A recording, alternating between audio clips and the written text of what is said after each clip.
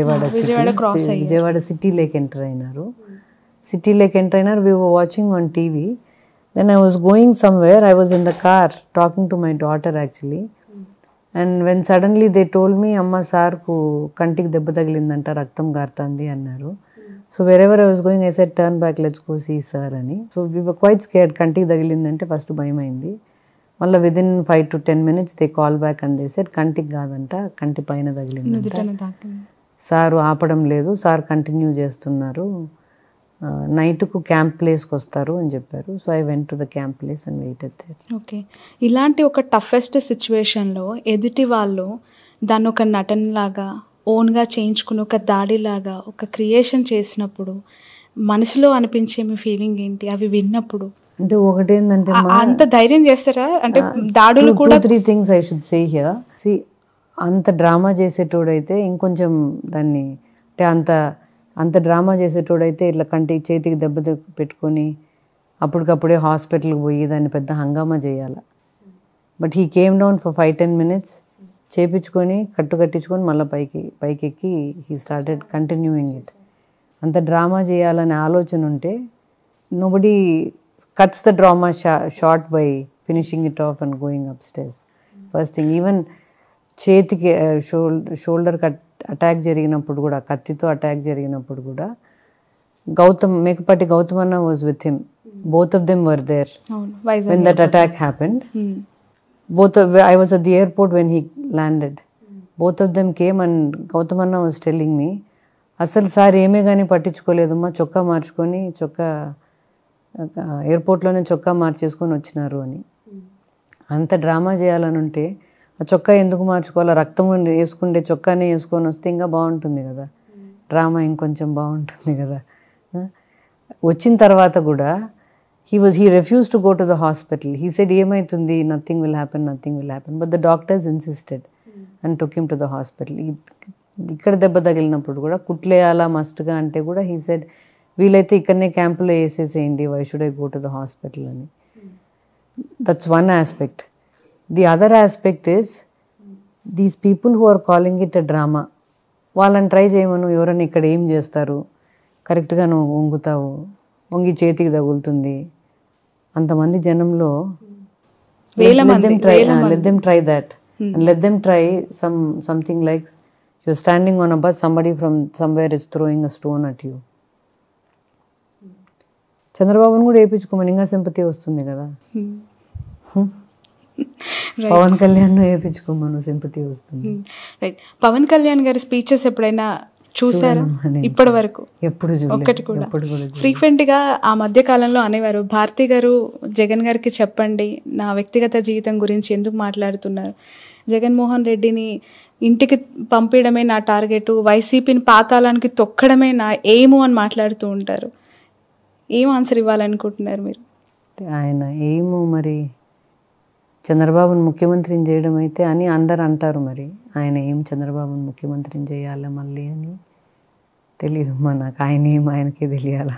YS Bharati గారిని ఫ్యూచర్లో మీ పులివెందుల ప్రజలు, మీ కడప ప్రజలు రాజకీయ నాయకురాలుగా చూసే అవకాశం ఉందా? చాలా చాలా ఇష్టంగా చాలామంది మహిళలు కోరుకుంటున్నారు, మా భారతమ్మ కూడా రాజకీయాల్లోకి రావాలి, భారతమ్మ కూడా పోటీ చేయాలి, గెలిపించుకుంటాము. జమలబడుగు అనే ఒక కాన్స్టిట్యున్సీ నేమ్ కూడా చాలా తెర మీదకి వచ్చింది. What is your clarity on this ma'am? ఏమైనా అవకాశం? నేను I will not be contesting in politics మా, నాకు ఇంట్రెస్ట్ కూడా లేదు.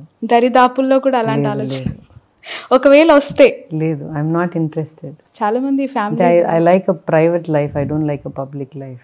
ఎందుకు మ్యామ్ ఈ సిచ్యువేషన్స్ అన్ని చూసిన తర్వాత అలా అనిపించింది? అందుకనే కదా, అంటే ప్రైవేట్ లైఫ్లో you have your own life to your self. Okay.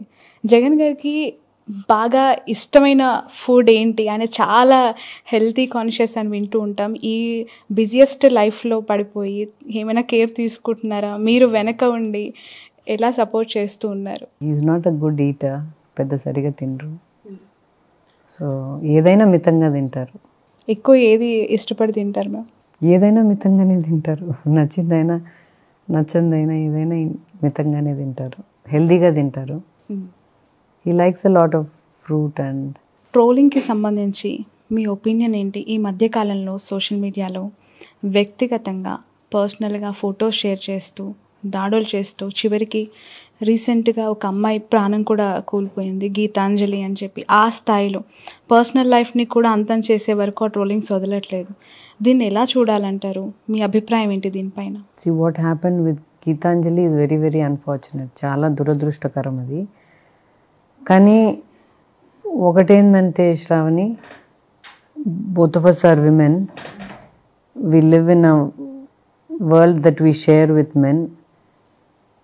See, it's our world as much as their world.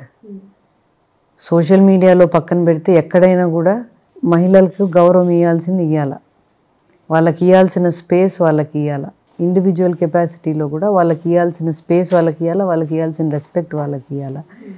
అది ఇవ్వకుండా ఒకవైపు పార్టీ లీడర్సు, పార్టీ నాయకులే ప్రోత్సహించి this kind of disrespect to women, this kind of ill treatment of women or debased treatment of women మంచిది కాదు.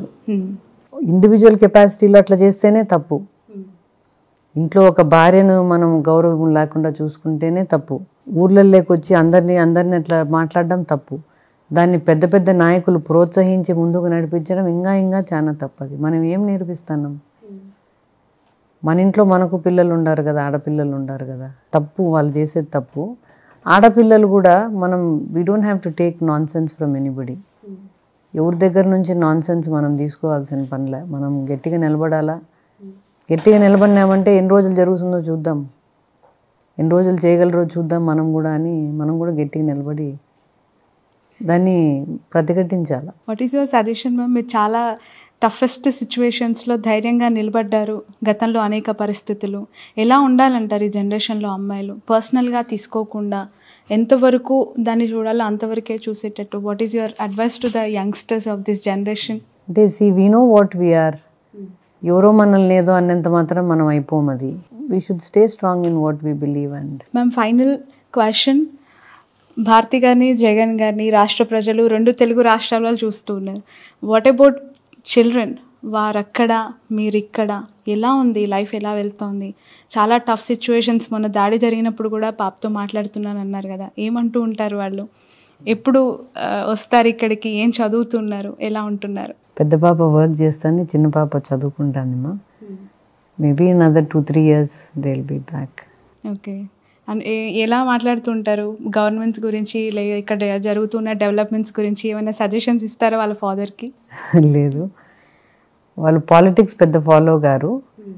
But వాళ్ళ నాయన చేసే మంచి కార్యక్రమాలు, వాళ్ళ నాయనకి ఇట్లా హిస్టరీ చేయాలా, ఐ మస్ట్ రైట్ హిస్టరీ, చరిత్ర సృష్టించాలనే వాళ్ళ నాయన కళ్ళకు వాళ్ళకి తెలుసు బాగా. ఓకే. ఎవరైనా ఫ్యూచర్లో తండ్రి అడుగుజాడల్లో నడిచే అవకాశం ఉందా మ్యామ్? హర్ష కానీ, వర్ష కానీ? ఏమమ్మా, ప్రస్తుతానికి అయితే లేదు. అలాంటి ఇంట్రెస్ట్ ఏం ప్రస్తుతానికి లేదు. రైట్. Final question. 3 రోల్స్లో మీరు ఒక successful woman ma'am. As a మదర్గా, చిల్డ్రన్ని బాగా తీర్చిదిద్దిన అమ్మగా, బిజినెస్లో ఒక గుడ్ ఉమెన్ ఎంటర్ప్రైనర్గా, అలాగే ఒక భార్యగా, జగన్ సార్ కష్టాల్లో ఆయన అనేక టఫెస్ట్ టైంలో మీరు అడుగుజాడల్లో ధైర్యంగా నిలబడిన వ్యక్తిగా ఎలా చూడాలి? ఈ 3 రోల్స్ని ఇంత సమర్థవంతంగా నడిపించగలిగారు. ఒకటేందంటే Shravani, as a mother or as a business woman or as a wife, every day is not the same. ప్రతిరోజు ఒకేలాగా ఉండదు. కొన్ని రోజులు మంచి రోజులు ఉంటాయి, కొన్ని రోజులు మంచి రోజులు కాకుండా ఉంటాయి. కొన్ని రోజులు సక్సెస్ చూస్తాం, కొన్ని రోజులు ఫెయిల్యూర్ చూస్తాం. But that's not the end. Every life has good times and bad times. Every situation, every relationship has both good and bad. We have to stick it out in the hard time. కష్టమైన టైంలో నిలబడుకొని పోవాలా. సులభంగా బాగున్నప్పుడు దేవునికి thank you చెప్పుకొని భూమి మీద ఉండడం నేర్చుకోవాలా. భూమి మీద బాగా జరుగుతుంది కదా అని మరి గాల్లో లేకుండా భూమి మీద ఉండడం నేర్చుకుంటే మంచిది. నామినేషన్ వేసేసి వెళ్ళారు జగన్ గారు, మళ్ళీ ఓటు వేయటానికే వస్తారు. రాష్ట్ర ప్రజల పక్షాన, నాయకుల పక్షాన ప్రచారం చేస్తున్నారు. కడప, పులివెందుల బాధ్యతలన్నీ మీరే భుజాన వేసుకున్నట్టే కదా ఇప్పుడు? కడప కాదు, పులివెందుల ఒకటి. బికాస్ జగన్ గారు ఇక్కడ కంటెస్ట్ చేస్తున్నారు కాబట్టి, ఆయన తిరగలేకున్నాడు కాబట్టి, ఆయన ఫ్యామిలీ మెంబర్గా నేను తిరుగుదామని. నేను ఎప్పటి నుంచో తిరుగుతానమ్మా, 28 years నుంచి డూయింగ్ దిస్. Okay, right. ఎంత మెజారిటీ వస్తుందని అనుకుంటున్నారు మేడం ఈసారి పులివెందులలో? లాస్ట్ టైం 90,000, పోయినసారి కంటే ఎక్కువనే వస్తుందమ్మా.